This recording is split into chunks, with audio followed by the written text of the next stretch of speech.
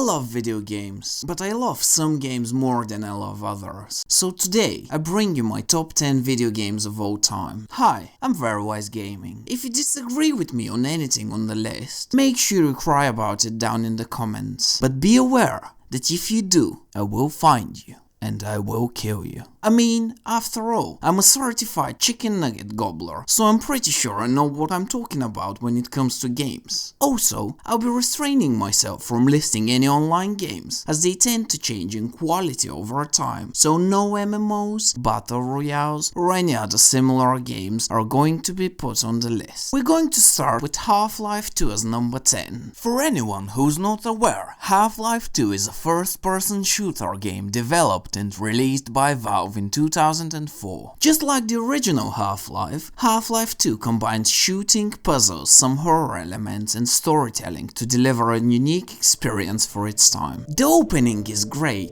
Rise and shine, Mr. Freeman. Rise and shine.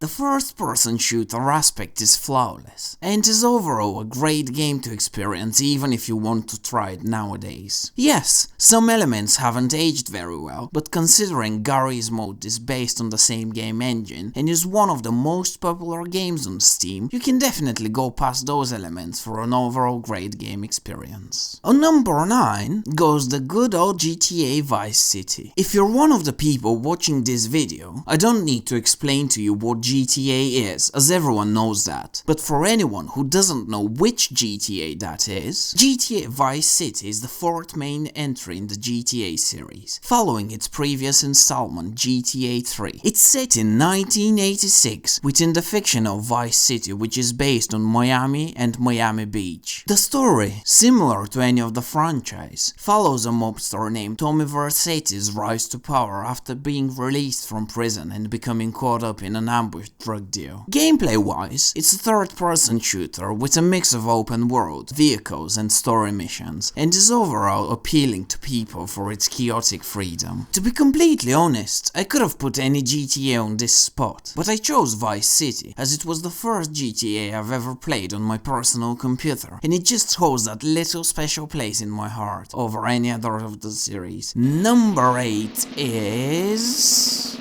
Borderlands 2! I don't know why I built suspense as it showed you the whole list in the beginning, but oh well, it's done now. I've just got two words for it. Looter Shooter. With its first installment in 2009, Borderlands revolutionized the looter shooter genre of games that we all know and love today. Although it was a close call for this spot between Borderlands and Borderlands 2, I've decided I'll go with the second one of the series. Being a 2012 first-person shooter, taking place 5 years after the events of Borderlands, and is set on the planet Pandora. The story follows a group of Vault Hunters, who must defeat the tyrannical Handsome Jack before he can unlock the power of a new vault. If you haven't played any of the Borderlands games, go try it! What are you waiting for? It's a great game, together with a unique graphical style. On number 7, probably a controversial one, but I'm putting here The Sims 3. I can even hear the screams from angry Sims 2 enjoyers through my screen. Alam mo siya? Mute, modafipa. Kimbo, baloka pala. Agalash kobo. Okay, now that I've calmed you down, hear me out. The Sims, good. The Sims 2, better. The Sims 3, best. As for The Sims 4, well, let's not talk about that one. The Sims 3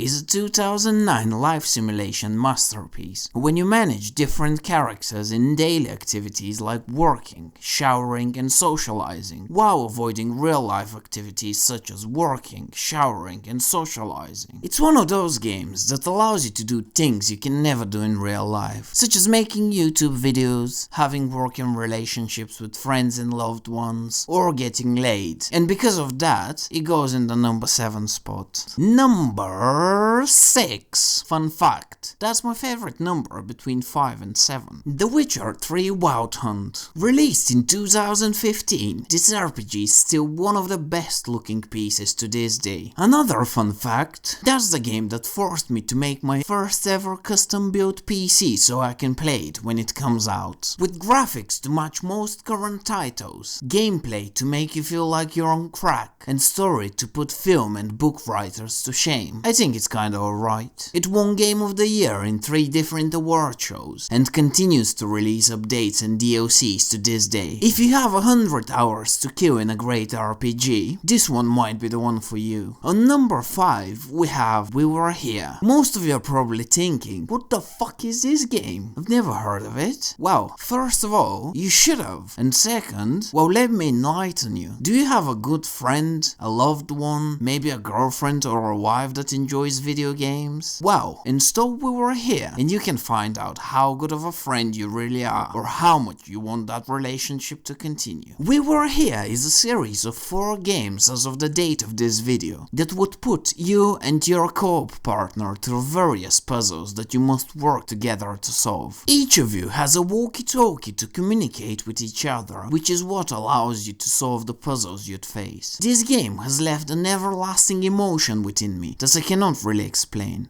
If you have someone to play it with, do it, and I promise you that you will be astounded by this gem. Number 4 is going to be Diablo 2. I can't start to explain how much hours I've sunk into this game as a kid. Usually, number 4 was almost a tie between Diablo 2 and Path of Exile, but here was the point where I decided to not include any live service games, so Diablo 2 wins. With its action RPG hacking slash gameplay, it was the first offline RPG experience I've encountered as a kid. The story is set in an uninviting world, accompanied by gloomy atmosphere, where you play one of the 5, and later on 7 with its expansions, character classes. It follows the events of the first Diablo game in the world of Sanctuary. I can still remember the screams and blood of the Goblin Rhea in the first map that I used to farm for gold as a kid, even 15 years after I've not touched the game. Truly a masterpiece. Alright now, before I reveal the top 3, I need you to subscribe if you agree with the list so far. Do it so we can get on with it, and before you know it, we'll be finished and you'll be free to go watch Asmongold. I know you want to. Number 3 is Minecraft. Is there anything I can add to this that someone doesn't actually know? I don't think so. And the silver medal and number 2 goes to Elden Ring. This is also the point where all God of War players leave. Now with them out of the way, Elden Ring, you truly are special, aren't you? Sincerely, this game took the world by storm. Everybody was talking about it. Gamers, non-gamers, your grandma, the little girl I keep locked in my basement, absolutely everyone. And how could they not? My god, this time around the From Software team took a different approach on the game design and made it suitable for a broader audience, and it worked like a charm. The storytelling is one of the best there ever was and probably ever will be in the recent future. Its gameplay, combining the brilliance of Dark Souls series with a touch of Sekiro and a sprinkle of new elements, it sits just right for both new players to the game and From Software veterans. Stunning views, amazing character development, and a lore deeper than Elon Musk's pockets. My illiterate ass isn't even capable to express how good this game is, but in my opinion, it's still not the best game out there. Yes, you're completely right, and not because I gave you the list in the beginning, but deep down in your heart, you know Skyrim is number 1. It always has been, kiddo. It's only now that you're realizing it. Number 1 was never going to be a game that is perfect in all aspects, graphics, story or gameplay. Number 1, however, is for something more, something that has changed the way we look at games forever, something that has revolutionized the gaming industry, something that pushes boundaries of what's good and what's not, a true timeless masterpiece, a TARDIS in a sea of stars. Skyrim will always be that one game with not so good looking graphics, a decent amount of glitches, an okay gameplay, and an average story, but at the same time, it would be that one classic we all look back to in times of need, when we struggle to find a new game, or when we just want to mod the hell out of something. The live, the love, the laugh of gaming, or at least it is to me. Thank you for watching, and remember, remember, be wise, very wise.